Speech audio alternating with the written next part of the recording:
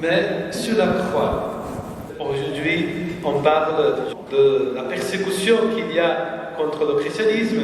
Et en même temps, voilà, la liturgie nous présente déjà un moyen pour comment vivre cette réalité quand on se retrouve dans ce contexte. Dieu a jugé bon qu'habite en lui toute plénitude. C'est dans ce Christ-là. Et aujourd'hui, la liturgie nous le montre sur la croix. De l'évangile, on voit Jésus sur la croix et tout le monde qui se demande: mais c'est toi le roi? C'est bien toi?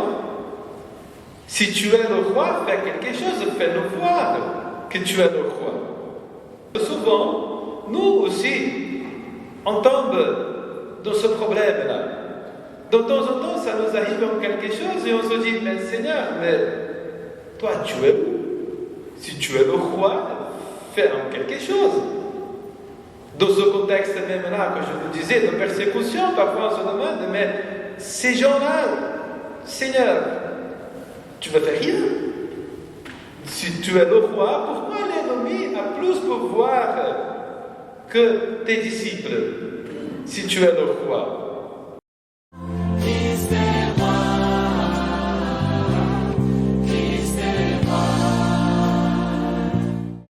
Quand tu nous arrive un problème, une maladie, quand on arrive une difficulté, quand on perd quelqu'un et on se dit: mais on a prié toute la vie pour cette personne-là, pour beaucoup de temps, pour ce problème, et c'est décédé.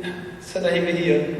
C'est important de voir cette réalité d'une façon concrète et se poser de temps en temps cette question-là.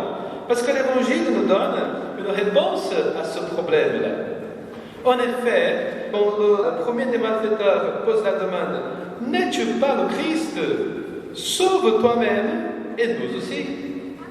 C'est-à-dire, c'est évident, on pourrait dire entre guillemets que c'est légitime cette demande.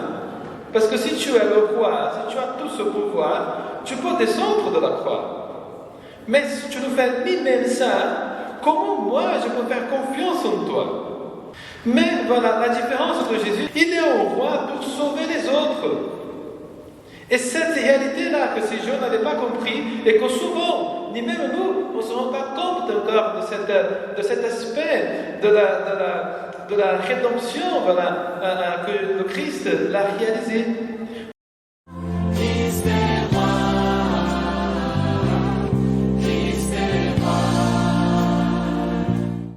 Donc, il ne descend pas de la croix parce qu'il n'est pas venu pour s'occuper de lui-même.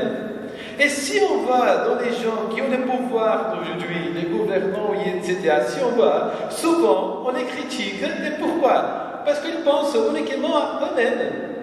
Ils veulent sauver eux-mêmes et ne pensent pas au peuple. Jésus, c'est au contraire. Voilà pourquoi il est le vrai roi. Il veut sauver le peuple. Il veut sauver tout le monde. Il veut sauver ceux qui le crucifient. Et voilà toute la différence. L'autre malfaiteur, il se rend compte qu'il y a quelque chose de différent. Et voilà qu'il mérite d'écouter de Jésus cette phrase-là: aujourd'hui, avec moi, tu seras dans le paradis. Le caractéristique propre de l'évangéliste Luc, c'est aujourd'hui. Aujourd'hui s'accomplit cette parole. Aujourd'hui, le salut est entré dans cette maison. Aujourd'hui, tu seras avec moi dans le paradis.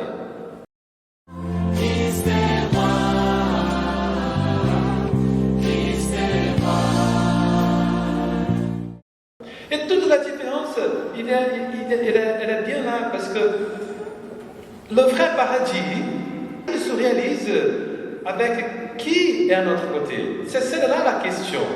On doit se poser cette question-là: qui est avec moi? Selon la personne qui est avec moi, ça transforme toute la réalité en paradis.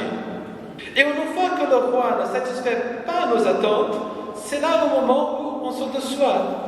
Et on cherche les autres réalités. C'est l'expérience du péché. Quand on abandonne Jésus, quand on oublie la présence de Dieu. Parce qu'on est déçu, parce que le Seigneur n'a pas donné ce que je veux, ce que j'attends. Donc, je vais chercher ailleurs.